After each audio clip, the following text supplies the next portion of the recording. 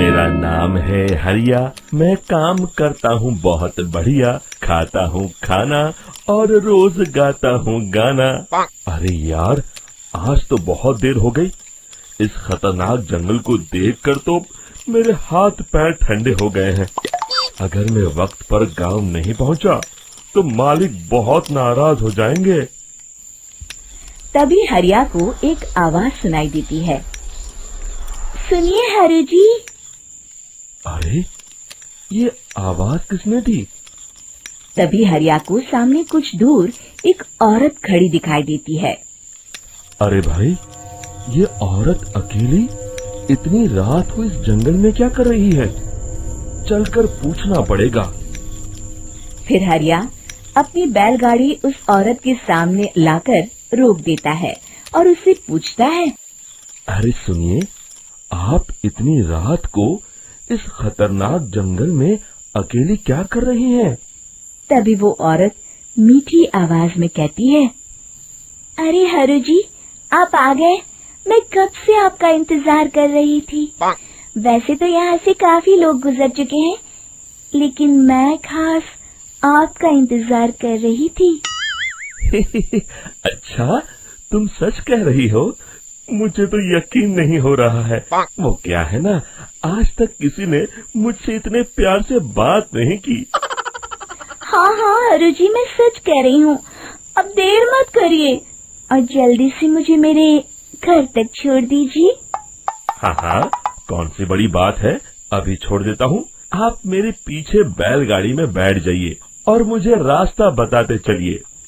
फिर वो औरत हरिया की बैलगाड़ी में बैठ जाती है और हरिया बैलगाड़ी हाँकता हुआ आगे चल पड़ता है। फिर उस औरत के बताए हुए रास्ते पर चलते चलते हरिया बैलगाड़ी लेकर एक काली गुफा के आगे आकर रुक जाता है। हरिया उस औरत से पूछता है, हाँ देवी जी, आपका घर कहाँ है? यहाँ तो एक गुफा के अलावा और कुछ नहीं है। तभी अचानक वो औरत हवा में उड़ने लगती है। देखते ही देखते उसका सुंदर रूप एक डरावनी चुड़ैल में बदल जाता है और वो जोर जोर से हंसती है। अरे तू तो एक नंबर का बेवकूफ निकला। तू तो बड़ी आसानी से मेरी बातों में आ गया। अरे मर गया रे, ये तो एक चुड़ैल है।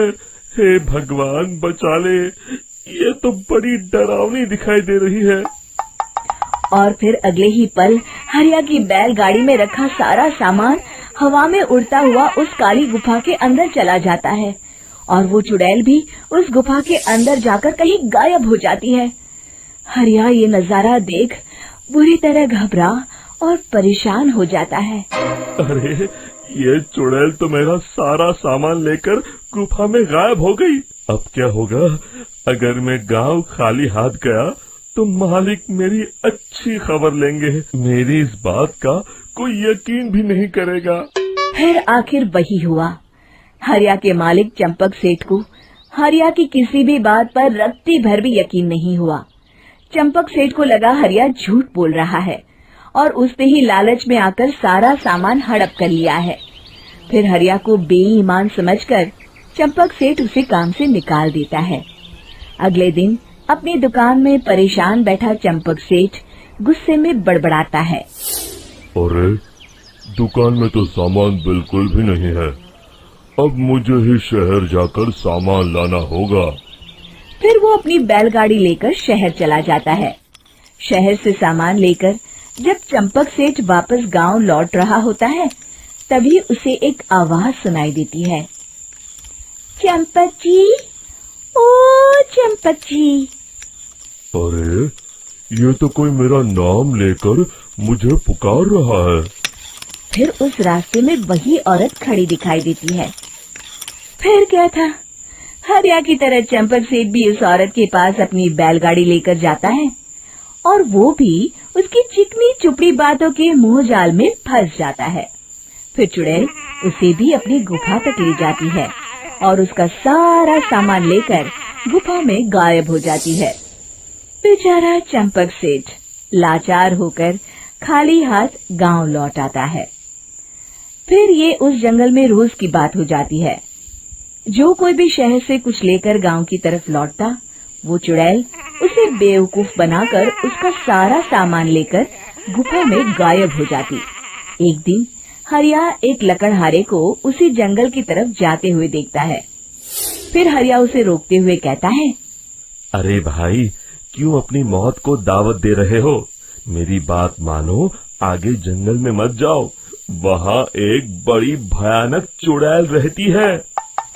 लकड़हारा हरिया की बातों को नजरअंदाज करते हुए कहता है, अरे भाई, मुझे पहले ही बहुत देर हो चुकी है, मुझे जाने दो भाई। शाम तक लकड़ियाँ काट कर शहर के बाजार में बेचना है। तुम अपनी ये कहानी किसी फुर्सत में बैठे इंसान को सुनाओ, मैं तो चला। इतना कहकर लकड़हारा वहाँ से आगे जंगल की तरफ चला जाता है। फिर अगले दिन गांव के मुखिया के घर के बाहर बहुत सारे लोग जमा हो जाते हैं।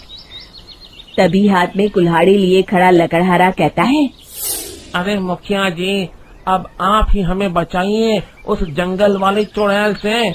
हमारा सारा काम तो शहर से ही होता है। अरे मुखिया जी, उस चुड़ैल की वजह से तो मैं पूरी तरह बर्बाद हो गया हूँ। हम सबको मिलकर उस चुड़ैल का कोई इलाज करना पड़ेगा। तभी भीड़ में खड़ा वीरा कहता है, आप लोग चिंता मत करिए, कल से वो चुड़ैल किसी को नहीं लूट पाएगी। मेरे पास एक बहुत अच्छी तरकीब है। तभी चंपक सेठ उसका मजाक उड़ाते हुए कहता है, अरे तेरा नाम वीरा है तो क्या हुआ? तूने अभी उस चुड़ैल को देखा नहीं है? जाकर अपना काम कर, बड़ा आया। तब मुखिया जी कहते हैं, नहीं चंपक सेठ, मुझे लगता है हमें इस लड़के को एक मौका देना चाहिए। फिर सभी गांव वाले मुखिया जी की बातों से सहमत हो जाते हैं और वीरा शाम को एक बैलगाड़ी में कुछ सामान लादकर उस जंगल की ओर चल देता है। वीरा, ओ वीरा, कहाँ जा रहा है? तभी वीरा मुड़ के देखता है, वही चुड़ैल एक औरत के रूप में खड़ी है। अरे बहन जी, मैं आपको ही ढूंढ रहा था। देखिए, मैं आपके लिए क्या लाया हूँ। है? अरे वाह, तो खुद मेरे लिए इतना सामान लाया है। तू ही अकेला गांव में समझदार है। जरा देखो, मैं भी खोल के, बड़े भूख लगी है। जैसे ही चुड़ैल उस सामान पर से कपड़ा हटाती है, एक भगवान शिव की तेज रोशनी उसके अंदर मूर्ति से निकलती है और चुड़ैल अपने असली रूप में आकर जलने लगती है। अरे मैं जल रही हूँ, बचाओ! बचाओ!